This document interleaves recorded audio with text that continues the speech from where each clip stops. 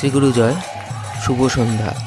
শ্রী শ্রী গুরু মহারাজের 134তম শুভ আবির্ভাব তিথি 5ই নভেম্বর 2025। ঠিক তার আগের দিন নাকতলা কেন্দ্রীয় আশ্রমে অনুষ্ঠিত হচ্ছে অর্ঘ্যদান উৎসব। সেই উপলক্ষে সমাধি মন্দিরে সন্ধ্যায় উৎসাহী উদ্দীপ্ত ভক্তবৃন্দের নাম কীর্তন।